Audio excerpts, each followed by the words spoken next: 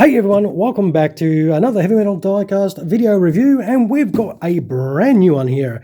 It is a Messerschmitt Bf 109G-5, as you can see there, and this particular one is from Major Walter Dahl. They always seem to put Walter, but he of course ended World War II with 128 aerial victories. We have covered him in a little bit more detail in prior videos, so we're going to jump straight into this real interesting aircraft here. It's finished in an overall RLM 76 light blue sort of grey finish, and wow, that looks amazeballs, really. Yeah, when I saw this first, yeah, I needed to grab one of these, and it looks like it's not going to disappoint either.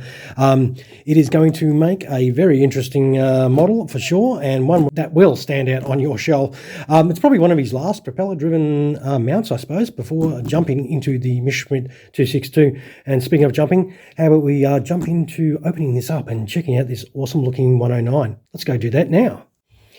Alright, with our G5 out of the box, it does come with the usual stand, which is one of these, of course. 3-piece plastic stand. We'll get that lid open. It does come with your sad little Luftwaffe pilot, of course. Boo-hoo, not feeling too crash hot.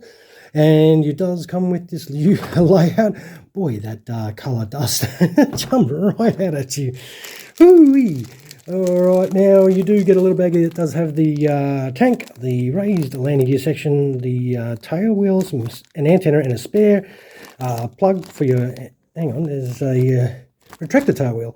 I don't think the G model had a retractor tail wheel, so be careful. So, yeah, I'm pretty sure it was a fixed tail wheel for the G models, like the G5 and the G6. Let's throw that out of the way, and we'll check out this beautiful looking model here.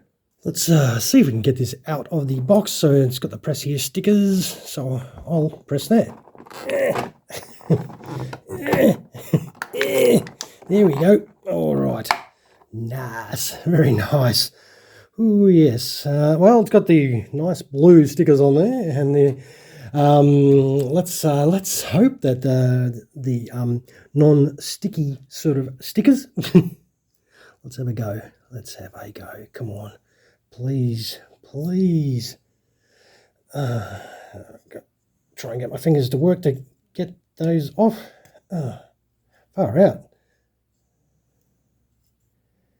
And I don't know, there's still some residue on there. Yeah. I'm not going to say a bloody thing. I don't want to be grumpy, Chris, because this livery looks too nice. So I don't want to be grumpy. All right, that's a little bit better.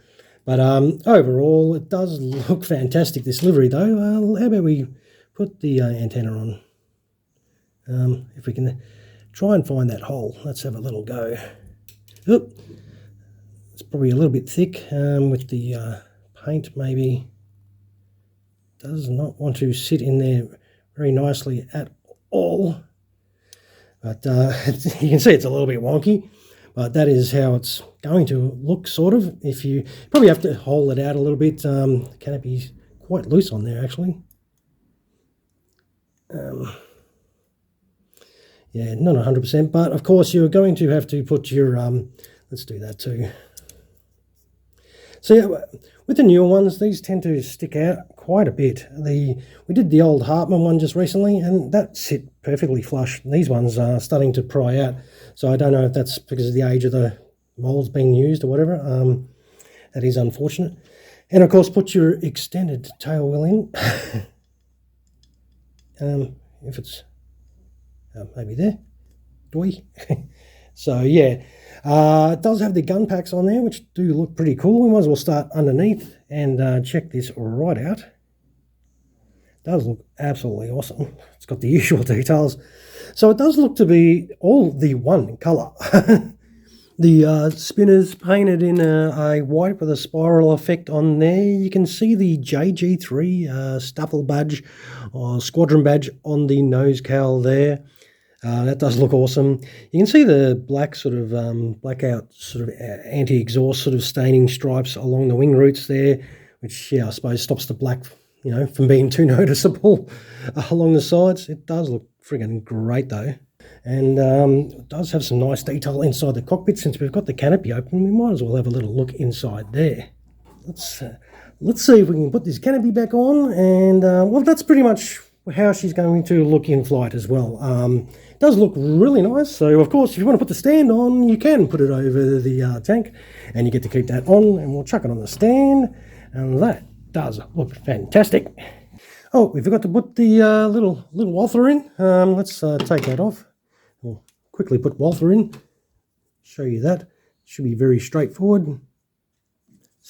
Slouches in there. They never look that crash-hot sitting in there, do they? They look, wow, he's nodding off. Wow. Yeah. I'm definitely not a fan of the pilots for the Luftwaffe aircraft. Yeah, not really 100% happy with those. But overall, I don't really use them anyway. I pretty much have mine open, so you can check out the beautiful cockpit interior, of course. Let's see if we can get that to seat a little bit better, because I'm never going to be happy until I've got that. Just lost it. What we'll do is we'll put that on in a second. We'll quickly put the gear down option on, which is straightforward. If we can get that to come out, we don't even need the tool. We'll put our little block-off plug in like that, and we'll put our landing gear options in like that. We'll put that like that, and hopefully you saw what we're doing, and that is how it's going to look. We'll put that antenna back on, quickly put that back on like so, and remember, if you ever do lose it, you've got a spare in there. Oh my god, of course it's going to give me trouble because I'm doing the video. Finally, there's a bit of blue sticker on there as well. Ah dear. Now I think it's a very nice model. It's a very interesting livery. It's a very interesting colour, that's for sure. But overall, it's something that's going to be a little bit different on your shelf, and I think it does present really nice too. So hopefully you are enjoying what you're seeing. Speaking of enjoying what you're seeing, will you enjoy seeing how much this does weigh? So we've got 250 grams. So, yep, pretty cool. I like the livery myself. I think it's fantastic. That's going to be up to you, of course, if you enjoy this particular scheme on this particular aircraft. We'll zoom in a fraction and we'll wind up the video. So what we'll do is we'll do the usual, take photos, throw them on at the end, and you can check this out without my sausage fingers all over it, of course. And don't forget, some of those my way, if you can afford the time to click that button. Comments down below as well. Punch the crap out of the subscribe button if you're watching and you haven't done that either. All right, everyone, I hope you enjoyed this new G5 from Hobby Master, of course. And if you do, you should be able to grab one of these because they are pretty new at the moment, well, at the time of recording this video, of course. If you're watching 5 years from now, it won't be available readily. So, and as usual, I will thank you guys, the viewers, for dropping past to check out another one of my videos. I hope it was helpful in some sort of way. Happy hunting, and I hope you enjoy yours if you decide to pick up one of these yourself. Thanks again for watching, and you all have an awesome sauce rest of your day. Cheers, everyone.